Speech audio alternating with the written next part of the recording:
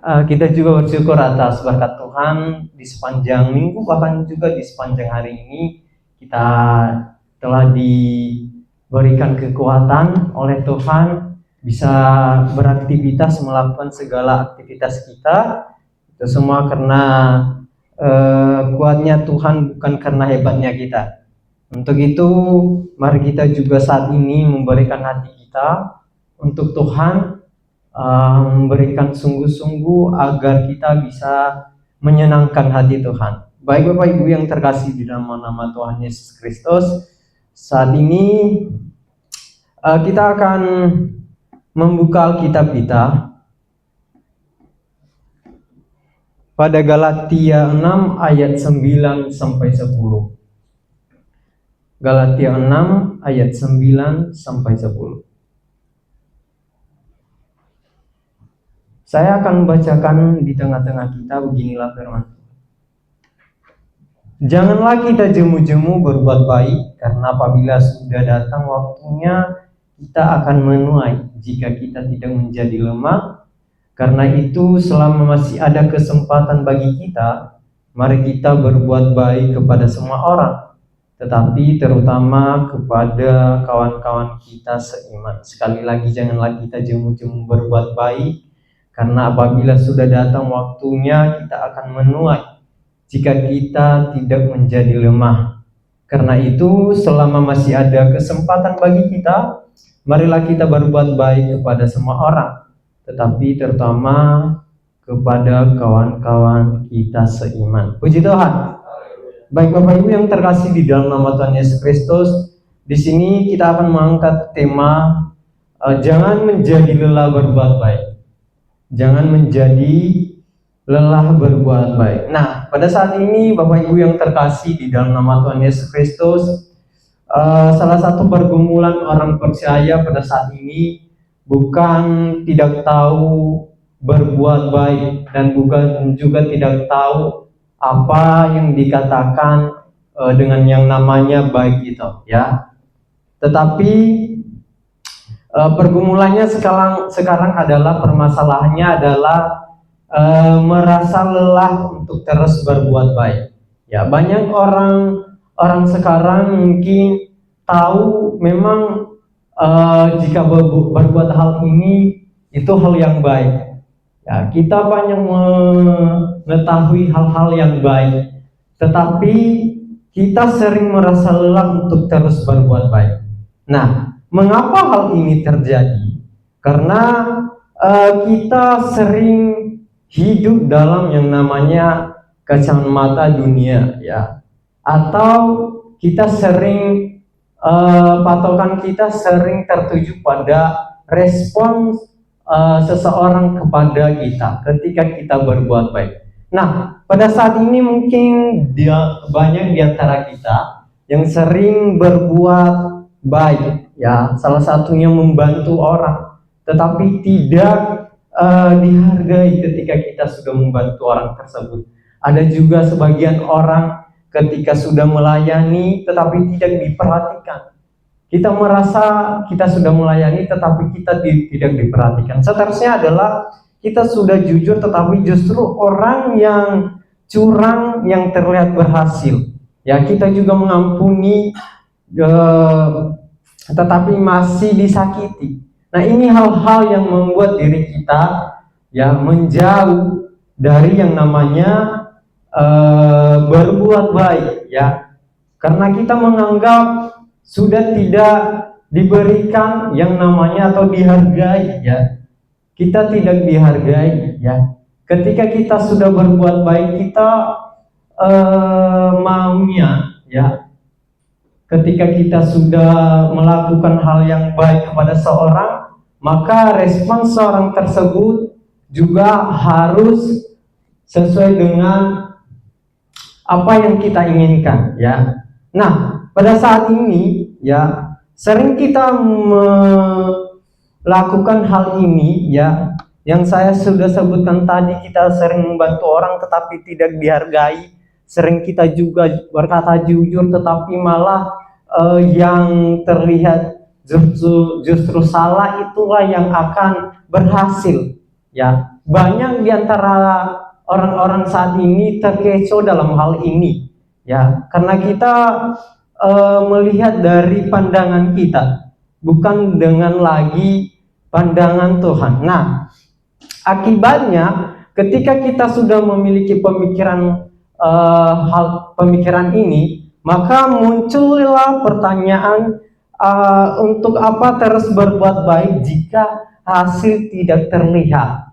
Kita mau hasil yang instan, ya.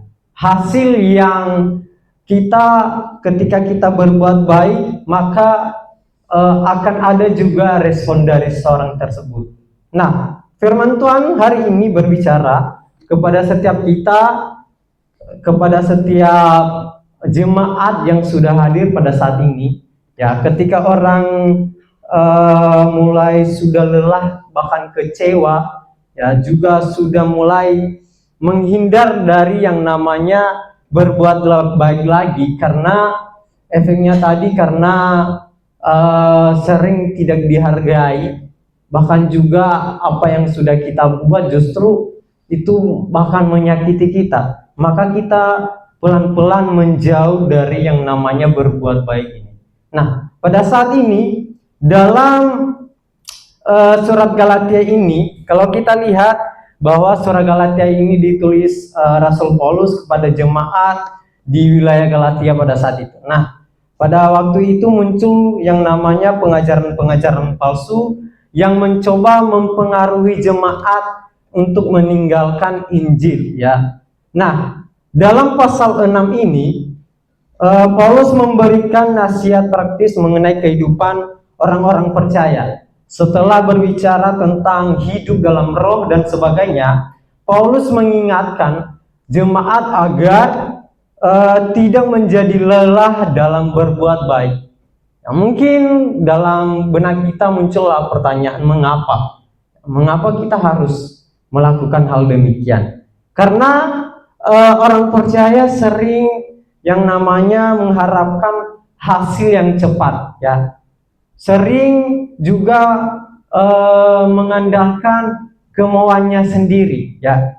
Nah, sedangkan kalau kita lihat, ya, bahwa pekerjaan Tuhan sering kita membutuhkan atau sering dikatakan butuh kesabaran, ya. Dalam melakukan pekerjaan sering ada yang namanya butuh kesabaran, ya. Ketika kita sudah memulai, maka kita jangan sesekali mengharapkan untuk hal yang instan ketika kita sudah berbuat baik. Ya, ketika kita sudah menolong orang, jangan berharap maka ada feedback balik, ya.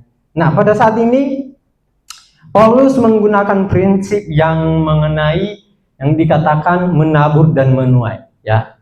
Nah, pada saat ini seorang petani tidak langsung, mungkin kita belajar dari seorang petani yang dimana dia sudah menanam benih, maka tidak langsung berbuah, ya. Ada proses dulu, baru berbuah, ya. Tumbuh akar dulu, baru seiring berjalannya waktu, maka berbuahlah apa yang sudah kita tanam ini.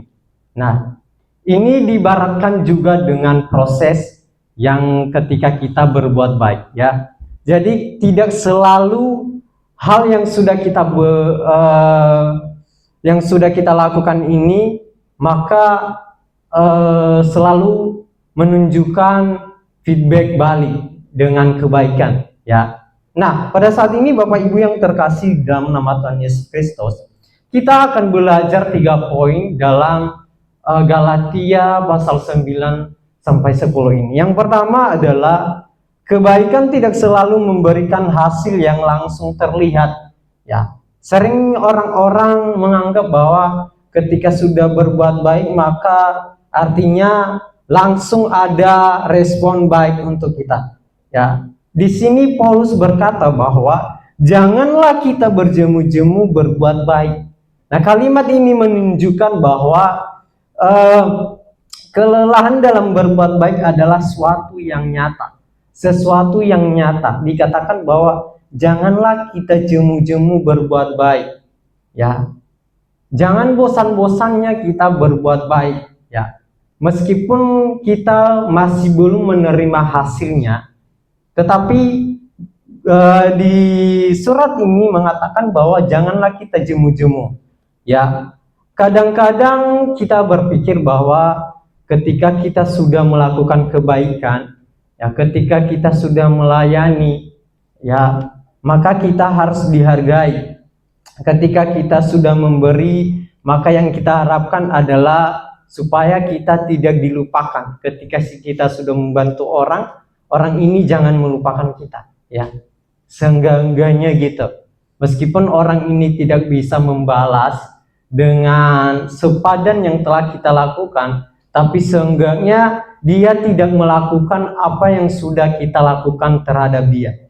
Ya, seterusnya adalah banyak juga orang yang terus berdoa, tetapi serasa belum ada perubahan dalam kehidupannya. Nah, mengapa hal ini sering terjadi? Ya, karena hidup di zaman sekarang, kita sering hidup di zaman yang menyukai yang namanya hasil yang instan. Ya. Kita sering tertipu dengan hal ini. Ya, banyak orang melakukan kebaikan maka membutuhkan yang namanya dia berharap hasil yang instan. Maka ketika dia sudah menanam, hari esoknya atau saat itu juga dia menerima apa yang sudah dia perbuat. Ya, inilah pemikiran-pemikiran orang-orang sekarang, ya, yang hidup dalam yang namanya hidup yang instan. Ya. Nah, Bapak Ibu yang terkasih dalam nama Tuhan Yesus Kristus, perlu kita tahu bahwa dalam pekerjaan Tuhan, kita tidak hidup dalam yang namanya protes, tetapi hidup dalam yang namanya proses. Ya, itu yang harus kita tahu dulu, bahwa dalam melakukan pekerjaannya Tuhan butuh yang namanya proses. Ya, ketika kita berbuat baik, maka kita tidak selalu menerima kebaikan dari apa yang sudah kita lakukan terhadap orang itu. Orang itu tidak selalu memberikan respon balik kepada kita, ya.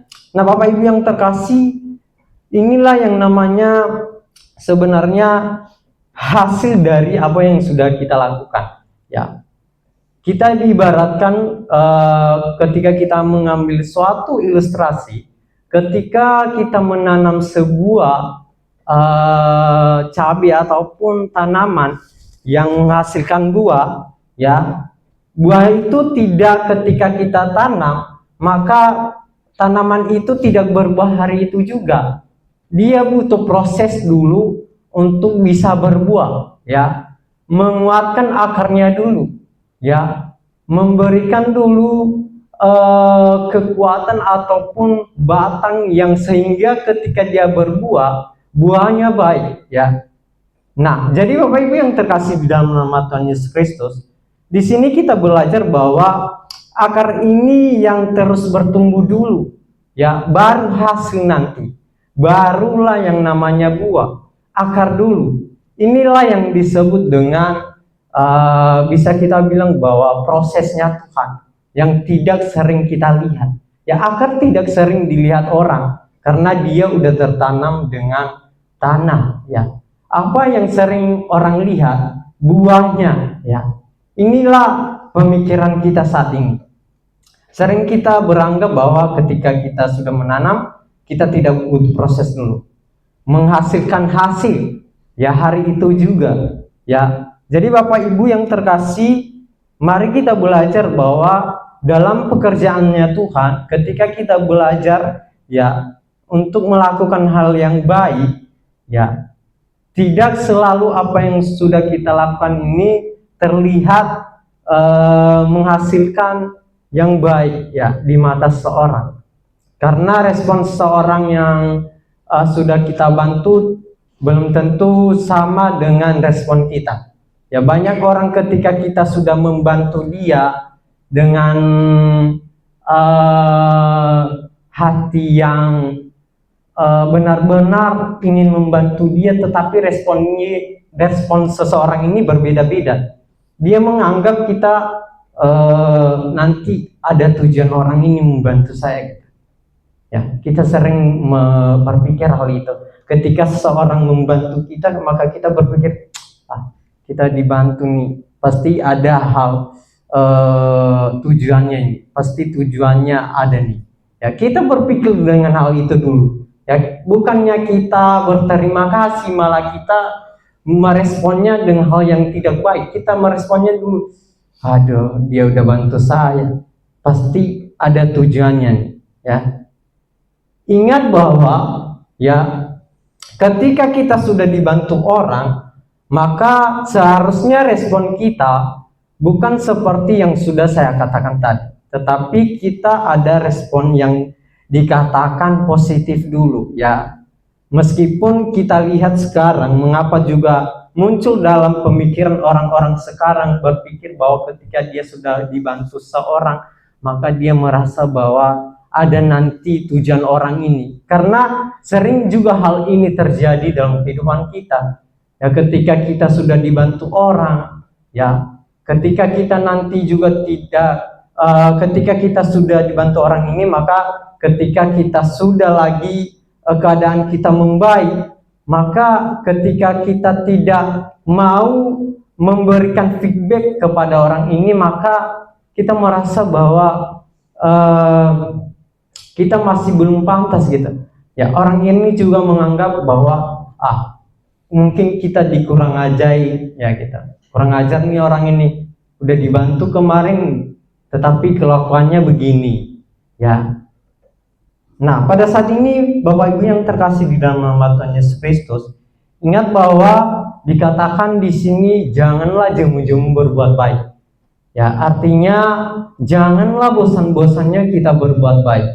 Ya, mungkin karena kita tidak dihargai, ya, mungkin karena apa yang sudah kita lakukan, mungkin responnya tidak sesuai keinginan kita, maka kita berhenti berbuat baik. Bukan sebenarnya kita tidak tahu bagaimana berbuat baik itu, tetapi karena respon seseorang yang sudah kita bantu ini, ya, memberikan respon negatif tetap, sehingga kita berhenti melakukan kebaikan ini. Ya, nah di sini Tuhan menegur kita ya melalui surat Paulus ini ya, agar kita tidak jemu-jemu berbuat baik. Nah, seterusnya Bapak Ibu yang terkasih di dalam nama Tuhan Yesus Kristus, poin kedua adalah Tuhan melihat kesetiaan yang sering tidak dilihat manusia. Ya, ini jelas bahwa ketika kita setia, maka Tuhan akan melihat ya, meskipun di mata manusia itu pandangannya berbeda, tetapi Tuhan melihat ketika kita sudah berbuat baik, maka Tuhan terus melihat kesetiaan kita. Kesetiaan di sini bukan hanya ketika kita memulai, ya. Sering kita hanya bisa memulai berbuat kebaikan, tetapi untuk mempertahankannya tidak bisa, ya. Orang-orang sekarang sering banget bisa memulai kebaikan, membantu orang, tetapi untuk mempertahankan kebaikan ini sulit bagi kita. Ya, karena faktor-faktor tertentu yang membuat hati kita menjadi tersakiti. Ya, mungkin orang ini yang sudah kita bantu ini tidak menganggap bahwa bantuan kita ini biasa-biasa saja.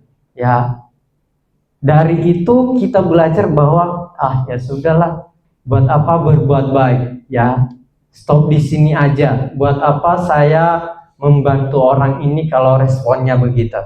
Ya, jadi kita di sini berhenti karena perbuatan ataupun faktor-faktor ini, ya. Jadi Bapak Ibu yang terkasih, firman Tuhan mengingatkan kita bahwa Tuhan melihat segala sesuatu. Mungkin tidak ada yang melihat apa yang sudah kita lakukan, tetapi ingat bahwa Tuhan melihat, ya.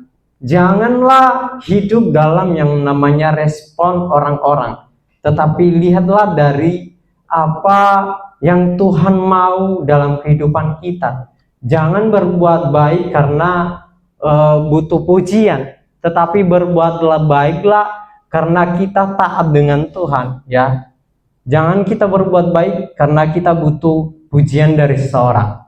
Ya, banyak orang berbuat baik karena sebenarnya butuh pujian, biar bisa dibilang, oh luar biasa, keren, ya. Akhirnya ketika keren ini diubah, tidak dibilang yang namanya dari kata keren dibilang tidak baik lagi, ya, maka respon kita menurun tuh. Hal kebaikan yang sudah kita buat tadi menurun, ya, menurun, dan akibatnya kita stop berbuat baik kepada seorang, ya, karena tadi tujuan kita bukan karena kita taat kepada Tuhan, tetapi kita melihat respon dan pujian orang-orang terhadap diri kita. Jadi kita dikelabui di sini. Ya, jadi Bapak Ibu yang terkasih, di dalam nama Tuhan Yesus Kristus, Tuhan tidak pernah melewatkan satupun perbuatan yang kita lakukan dengan kasih. Apapun itu, ya. Jadi mari kita belajar, jangan dari hanya ketika orang-orang merespon apa yang kita perbuat, maka kita dipuji. Tetapi mari kita belajar bahwa kita benar-benar taat, ya. Ya, kita melakukan kebaikan ini karena kita taat kepada Tuhan, melakukan apa yang Tuhan kehendaki dalam kehidupan kita. Bukan karena kita haus dengan pujian, tetapi karena kita benar-benar taat kepada Tuhan. Nah, Bapak Ibu yang terkasih dalam Tuhan Yesus Kristus, seterusnya adalah kesempatan berbuat baik ini tidak selalu ada selamanya, ya. Paulus berkata selama masih ada kesempatan bagi kita, artinya ini menunjukkan bahwa kesempatan itu memiliki batas waktu. Ya, hari ini mungkin kita masih bisa menolong orang lain, bisa membantu orang yang lagi sakit, mengampuni sesama, bahkan juga memberi kepada seorang yang lagi membutuhkan. Namun kesempatan ini tidak selalu ada, ya. Mengapa? Karena sering kita menyesal karena terlambat melakukan sesuatu yang baik, ya. Banyak orang-orang sekarang, ya, merasa menyesal karena belum bisa berbuat baik, ya. Contohnya nih, saya tidak mengambil contoh jauh-jauh, ya. Ketika bapak saya lagi sakit pada saat itu, saya waktu itu kebetulan pas tamat, ya, tapi dia sakit, oke. Dengan itu kami membutuhkan biaya, ya, untuk berobat dan segala macamnya. Ada satu titik momen bahwa uang habis, semuanya uang habis. Tinggallah uang saya sendiri yang masih ada nih karena saya udah kerja sebagai kuli pada saat itu. Ya, ketika uang saya ini kepake, saya agak marah, ya. Saya merasa uang saya terhabis untuk papa saya, ya. Saya merasa bahwa buat apa saya kerja nih kalau untuk semua ini dikasih untuk itu, ya. Kita merasa bahwa untuk saya kapan? Kan saya yang bekerja nih. Kok semuanya dipakai di situ? Ya, ya, saya sempat memberikan respon tidak baik kepada bapak saya. Saya berbicara kepada dia, ya, uang itu jangan dipakai semua gitu. Saya itu disisain buat saya, ya. Ya, saya tidak tahu alasan mereka pada saat itu ketika saya ngomong itu. Ya, saya kira mereka masih ada pegangan duit gitu. Ya, saya pikir mereka masih ada duit. Ya, masa dipakai lagi duit saya? Ya, tetapi seiring berjalannya waktu, saya baru memahami bahwa memang mereka benar-benar tidak ada lagi duit. Ya, makanya mereka ngambil duit saya gitu. Ya, nah, baru di situ saya menyesal bahwa ketika bapak saya udah tidak bisa lagi dibeliin obat, ya, saya merasa bahwa hal yang sudah saya perbuat ini tidak pantas gitu. Saya menyesal. Ya mungkin kalau saya tidak melarang-larang mereka pada saat itu untuk membelikan obat, mungkin bisa ya memperpanjang ya, bukan tidak, maksudnya bukan menyembuhkannya, tetapi mungkin bisa memperpanjang waktu lagi untuk papa saya ini bisa kuat lagi lah gitu ya. Nah di situ saya merasa bahwa saya menyesal ya. Saya menyesal bahwa mengapa saya tidak memberikan waktu itu ya. Nah di sini kita belajar bahwa berbuat baik ini tidak selamanya ada ya, ada waktunya ya. Kita tidak selamanya bisa berbuat baik kepada seorang, bisa membantu orang ya. Maka kita belajar saat ini, ketika kita mampu membantu seseorang, bantulah sebagai mungkin. Ketika kita ada berkat lebih, kita bantulah orang ya. Jangan kita pelit ya, jangan kita hitung-hitungan. Ketika kita merasa orang ini butuh bantuan kita bantu sebaik mungkin, meskipun orang ini tidak merespon dengan baik ya. Nah, Bapak Ibu yang terkasih di dalam nama Tuhan Yesus Kristus ya, sebagai jemaat Tuhan, marilah kita belajar untuk setia dalam yang namanya melakukan hal yang baik ini. Ya, seperti yang sudah saya katakan tadi, jangan hanya